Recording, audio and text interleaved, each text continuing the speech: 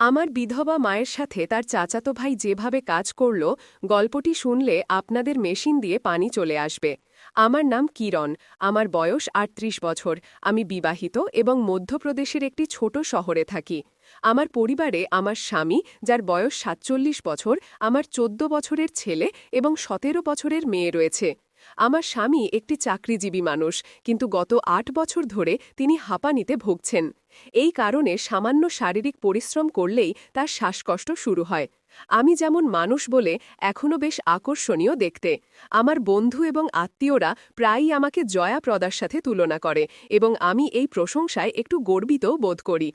সেই দিনের কথা, যখন আমি আমার মায়ের বাড়িতে আমার চাচার মেয়ের বিয়েতে বাচ্চাদের নিয়ে গিয়েছিলাম। আমার মায়ের বাড়ি সবসময় আমার প্রিয় ছিল। বিয়ের প্রস্তুতিতে বাড়িতে প্রচুর হুল্লোড় ছিল, অতিথিদের ভিড় ছিল এবং বাড়ির প্রতিটি কোণ গুঞ্জরিত ছিল।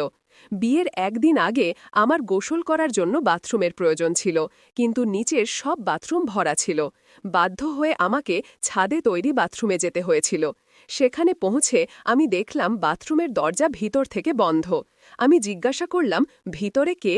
উত্তর এলো, দিদি, আমি সুরজ, শুধু ২ মিনিট। সুরজ আমার চাচাতো ভাই, আমার চাচার ছেলে, ২৮ বছরের যুবক যে চাকরি করে। কিছুক্ষণ পরে সুরজ দরজা খুলল। সে তোয়ালে জড়িয়েছিল এবং তার কাপড় তার হাতে ছিল। যেই সে বের হল, তার পা পিছলে গেল এবং সে ধরাম করে পড়ে গেল। পড়ার সাথে সাথে তার তোয়ালে উপরে উঠে গেল। আমি এক মুহূর্তের জন্য এমন কিছু দেখে ফেললাম যা আমার মাথায় আটকে গেল। আমি দ্রুত গোসল করার জন্য বাথরুমে ঢুকে গেলাম, কিন্তু আমার মন অস্থির ছিল। গোসল করে বের হয়ে আমি সুরজকে নিচে দেখলাম। সে সম্পূর্ণ স্বাভাবিক আচরণ করছিল, যেন কিছুই হয়নি। কিন্তু আমার মনে কিছু বদলে গিয়েছিল। আমি বারবার সুরজের কাছে যাওয়ার চেষ্টা করতে লাগলাম। তার দৃষ্টি আকর্ষণ করার জন্য আমি তার আশেপাশে থাকতাম, তাকে স্পর্শ করার অজুহাত খুঁজতাম। কিন্তু সুরজ সম্ভবত কিছুই বুঝতে পারছিল না। তার সরলতা এবং অজ্ঞতা আমাকে আরও অস্থির করে তুলছিল। আমি সেই মুহূর্তটি ভুলতে পারছিলাম না। বিয়ে খুব ধুমধাম করে হয়ে গেল। ২ দিন পরে বাড়ির বড়রা চাচার মেয়েকে প্রথমবার তার শ্বশুরবাড়ি রেখে আসতে গেল। বাড়িতে এখন কয়েকজন মহিলা অতিথি, আমার বাচ্চা এবং সুরজ ছাড়া কেউ ছিল না। বিয়ের হুল্লোড়ের পরে বাড়িতে কিছুটা শান্তি ছিল। সন্ধ্যা ৮টা বাজে, সবাই খাবার খেয়ে ফেলেছে। আমার মেয়ে এবং বাকি মহিলারা একটি ঘরে ঘুমানোর প্রস্তুতি নিচ্ছিল। আমাকে এবং আমার মেয়েকেও সেই ঘরেই ঘুমাতে হবে। আমার ছেলে অন্য ঘরে খাটে শুয়ে টিভি দেখছিল, সে সেখানেই ঘুমায়। সুরজ খাবার খেয়ে বাইরে ঘুরতে গিয়েছিল। আমি আমার ছেলের কাছে গেলাম এবং তার বিছানায় অর্ধশায়িত হয়ে টিভি দেখতে লাগলাম। রাত ৯টায় সুরজ ফিরে এলো। আমাকে দেখে সে হাসল এবং বলল, কি দেখছো দিদি? আমি বললাম, গল্প ঘর ঘরের, আই তুইও দেখে নে। সে বলল, ঠিক আছে দিদি, আমি এখনই আসছি, এবং তার কাপড় বদলাতে তার ঘরে চলে গেল। কিছুক্ষণ পরে সে ফিরে এলো এবং আমার ছেলের পাশে শুয়ে টিভি দেখতে লাগল। আমার হৃদয়ের গতি বেড়ে গেল। সুরজের কাছে থাকায় আমার মনে একটি অদ্ভুত অস্থিরতা শুরু হয়েছিল। রাত ১০টা বাজে। আমার ছেলে বলল, মাম্মি, এই লাইট বন্ধ করে দাও, আমার ঘুম পাচ্ছে। তোমার এই শ্বাস বউয়ের ড্রামা অনেকক্ষণ চলবে। আমি জানি তুমি পুরো দেখে তবে ঘুমাবে। এটা শুনে আমার হাসি পেল এবং সুরজও হাসতে লাগল। সে বলল, হ্যাঁ দিদি, লাইট বন্ধ করে দাও, আমার চোখও ভারী হয়ে আসছে, আমি শীঘ্রই ঘুমিয়ে পড়ব। আমি বললাম, ঠিক আছে, এবং উঠে লাইট বন্ধ করে দিলাম। তারপর সেই বিছানায় আমার ছেলের পাশে শুয়ে টিভি দেখতে লাগলাম। এখন দেয়ালের দিকে সুরজ ছিল, তারপর আমার ছেলে এবং তারপর আমি। কিছুক্ষণ পরে আমার ছেলে ঘুমিয়ে পড়ল। কিছুক্ষণ পরে সুরজের চোখও বন্ধ হয়ে গেল। আমি ইচ্ছাকৃতভাবে তাকে তার ঘুম থেকে জাগাইনি। টিভির আওয়াজ আমি একদম কমিয়ে দিলাম। কিছুক্ষণ আর অপেক্ষা করার পরে আমি চুপি চুপি উঠে পাশের ঘরে গিয়ে দেখলাম আমার মেয়ে এবং বাকি অতিথিরা গভীর ঘুমে ছিল। আমি ফিরে এলাম, নাইট বাল্ব জ্বালালাম, টিভি বন্ধ করলাম এবং আমার ছেলের পাশে শুয়ে পড়লাম। প্রায় আধ ঘন্টা অপেক্ষা করার পরে আমি আবার পরিস্থিতি যাচাই করলাম। সবাই গভীর ঘুমে ছিল, সুরজও ঘুমাচ্ছিল। আমার মনে একটি ঝড় উঠছিল। আমি সুরজকে দেখছিলাম এবং আমার হৃদয়ের গতি থামছিল না। সেই রাতে আমার মনে কি চলছিল এটা সম্ভবত আমি নিজেও পুরোপুরি বুঝতে পারছিলাম না, কিন্তু সেই মুহূর্তে আমার ভেতরের আকাঙ্ক্ষা আমাকে অন্য কিছু ভাবতে বাধ্য করছিল। সেই রাতে যখন ঘরে নিস্তব্ধতা ছড়িয়ে পড়েছিল এবং নাইট বাল্বের মৃদু আলো ঘরকে এক রহস্যময় পরিবেশ দিচ্ছিল, আমার মন অস্বাভাবিকভাবে অস্থির হয়ে উঠছিল। সুরজ গভীর ঘুমেছিল, তার শ্বাস প্রশ্বাস সমানভাবে চলছিল। আমার ছেলেও পাশে ঘুমাচ্ছিল এবং পাশের ঘরে আমার মেয়ে ও অন্যান্য অতিথিরাও ঘুমের কোলে ছিল। আমি বিছানায় শুয়েছিলাম, কিন্তু ঘুম আমার চোখ থেকে মাইল দূরে ছিল। সুরজের মুখ, তার সেই নির্দোষতা এবং সেই অজানা মুহূর্ত যা আমি বাথরুমের বাইরে দেখেছিলাম, তা আমার মাথায় বারবার ঘুরছিল। আমি ধীরে ধীরে পাশ ফিরলাম এবং সুরজের দিকে তাকালাম। তার মুখ নাইট বাল্বের আলোতে হালকা হালকা জ্বলছিল। আমার মনে এক অদ্ভুত অস্থিরতা ছিল। আমি জানতাম আমি যা ভাবছি তা ভুল। আমি একজন বিবাহিত মহিলা, 2 সন্তানের মা এবং সুরজ আমার চাচাতো ভাই।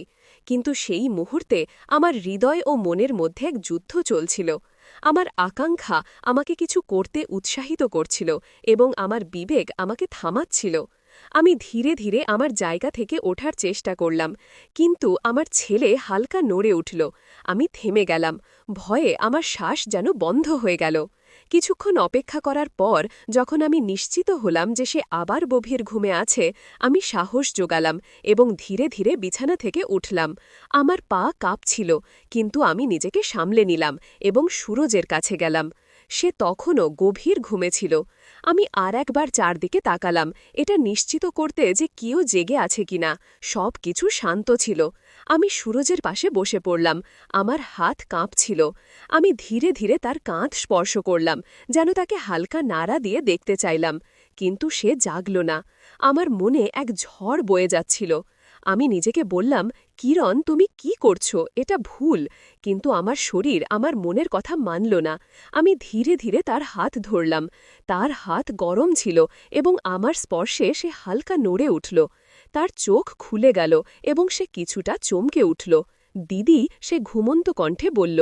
শশ, কিছু বলো না, আমি ফিসফিস করে বললাম। আমার কণ্ঠে এক অদ্ভুত আকর্ষণ ছিল, যা সম্ভবত আমি নিজেও জানতাম না কোথা থেকে এসেছে। সুরজ চোখ রগড়াতে রগড়াতে আমার দিকে তাকাল। কি হয়েছে দিদি, সব ঠিক আছে? সে জিজ্ঞাসা করল। তার কণ্ঠে নির্দোষতা ছিল। আমি কিছুক্ষণ চুপ করে রইলাম। আমার মনে শত শত কথা একসাথে ঘুরছিল। আমি বললাম, হ্যাঁ, সব ঠিক আছে, শুধু ঘুম আসছিল না। সে হালকা হাসল এবং বলল, আমরা টিভি চালু করি নাকি, বাইরে যাই, একটু হাঁটাহাঁটি করি। তার সরলতা আমার হৃদয় আরও গলিয়ে দিচ্ছিল। না, শুধু এখানে বসে থাকি, আমি বললাম এবং তার হাত আরও শক্ত করে ধরলাম। আমি জানতাম না আমি কি চাইছিলাম, কিন্তু সেই মুহূর্তে আমি শুধু সুরজের কাছাকাছি থাকতে চেয়েছিলাম। সে কিছুটা অস্বস্তি বোধ করছিল, কিন্তু কিছু বলল না। সম্ভবত সে বুঝতে পারছিল না আমি কি চাইছিলাম। আমি ধীরে ধীরে তার মুখ আমার দিকে ঘোরালাম এবং তার চোখের দিকে তাকালাম। তার চোখে একটি প্রশ্ন ছিল, কিন্তু সে চুপ রইল। আমার হৃদয় এত দ্রুত স্পন্দিত হচ্ছিল যে আমার মনে হচ্ছিল সে তা শুনতে পাবে। সুরজ, আমি মৃদু কণ্ঠে বললাম, তুমি খুব ভালো। সে হালকা হাসল এবং বলল, দিদি, আপনিও তো ভালো, কিন্তু এত রাতে এসব কথা কেন? আমি উত্তর দিলাম না। আমার কাছে কোনো উত্তর ছিলও না। আমি শুধু তার হাত আরও শক্ত করে ধরলাম এবং ধীরে ধীরে তার দিকে এগিয়ে গেলাম। সে আর একবার আমার দিকে তাকাল। এবার তার চোখে কিছুটা ভয় এবং কিছুটা বিস্ময় ছিল। দিদি, এটা এটা ঠিক নয়, সে ধীরে বলল এবং তার হাত ছাড়ানোর চেষ্টা করল। তার শব্দগুলি আমার জন্য এক ধাক্কার মতো ছিল। আমি একদম থেমে গেলাম। আমার মুখে লজ্জা ও ভয় দুটোই ফুটে উঠল। আমি তাড়াতাড়ি তার হাত ছেড়ে দিলাম এবং পিছিয়ে গেলাম। মাফ করো সুরজ, আমি তাড়াহুড়ো করে বললাম। আমি জানি না আমি কি করছিলাম।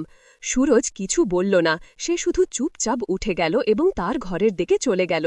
আমি সেই বিছানায় বসে রইলাম। আমার চোখের জল থামছিল না। আমি নিজেকে গালি দিতে শুরু করলাম। কিরণ, তুমি কি করেছ? তুমি সব কিছু ঝুঁকিতে ফেলেছ। সেই রাতে আমি ঘুমাতে পারিনি। সকাল হওয়া পর্যন্ত আমি আমার চিন্তায় ডুবেছিলাম। পরের দিন সুরজ আমার সাথে স্বাভাবিকভাবে কথা বলল, যেন কিছুই হয়নি। কিন্তু আমার মনে এক গভীর বোঝা ছিল। আমি জানতাম আমি একটি ভুল করেছি এবং এখন আমাকে তার বোঝা সারা জীবন বহন করতে হবে।